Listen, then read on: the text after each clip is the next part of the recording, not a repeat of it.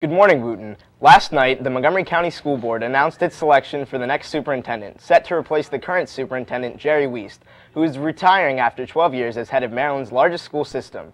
Dr. Joshua Starr is currently the superintendent of the Stamford Public School System in Connecticut, where he has worked since 2005.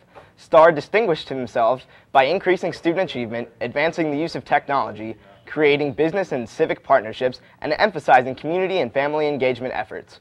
Montgomery County's school district, the 16th largest in the nation, is roughly 10 times larger than Stamford's, with an enrollment of 144,000 students compared to roughly 15,000 students respectively. Dr. Starr holds a doctorate degree in administration and social policy from the Harvard Graduate School of Education and has published many articles in journals in the field of education. He is due to start his tenure in Montgomery County on July 1st, pending the final contract negotiations and the approval of Maryland's Superintendent of Schools, Nancy Grasmick. Outgoing Superintendent Dr. Jerry Wiest completes his last day on June 30th. At 15 years old, Hobson Powell is the youngest person ever to graduate from the University of Baltimore in its 111-year history of graduations. Hobson Powell began college 3 years ago, commuting more than an hour each way from his home in Northwest Washington. He transferred last fall from Howard University. Once he completed 27 credits in a single semester while moving between classes at Howard, Montgomery College, and the Internet, he will be going to law school in the fall and possibly to medical school after that. Hobson Powell started kindergarten when he was 3 or 4 and thinks that being around older students is nothing unusual. He says that the social interaction is fine. I can interact with 15-year-olds as much as I can interact with 21-year-olds or 30-year-olds or older. I've been taught to be comfortable in any social setting that I'm in.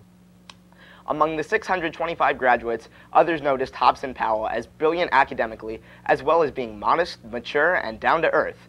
Ty's mother, Liz Hobson, an officer from the U.S. Public Health Service, his older sister, Latoya, graduated from Fordham when she was 19 and is now an investigator for the Food and Drug Administration. He has been accepted to law school at Howard, William & Mary, and North Carolina Central. He has achieved all this before he even applies for his driver's license. He turned 16 on June 17th.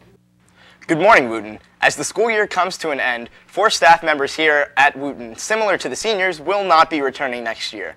Not exactly graduating, but retiring. Chinese teacher Miss Lin, art teacher Miss Buas, assistant principal Mrs. Sander, and main office secretary Miss Frey are concluding their careers here at Wootton at the end of this year. When asked why Miss Sander chose this year to retire, she said, "You'll know when it's time. This senior class has been phenomenal, and it's time to move on." Sander has loved getting to know the people, parents, staff, and community here at Wootton. In her free time next year, Sander hopes to catch up on books, paint, travel, and tutor math. Miss Frey in the main office also enjoyed becoming close with the Wootton community, especially the special ed students. She, too, hopes to travel, spend more time with her grandchildren, and volunteer. After 16 or 17 years here at Wootton, Miss Lin said the workload became too heavy. She just hasn't quite had enough time to think about what she wants to do in her free time, but she knows she wants to visit her grandchildren and travel as well. This is Ms. Buas' 40th year working with MCPS. She says working at Pyle Middle School, Wheaton High School, and 17 years here at Wootton, she has met so many types of students, and it has been such a gratifying experience. Late Sunday night, after major news outlets already announced it, President Obama took the podium in the East Room to announce the death of Osama Bin Laden. I can report to the American people and to the world that the United States has conducted an operation that killed Osama Bin Laden, the leader of Al-Qaeda, and a terrorist who's responsible for the murder of thousands of innocent men, women, and children. Last week, I determined that we had enough intelligence to take action and authorized an operation to get Osama bin Laden and bring him to justice.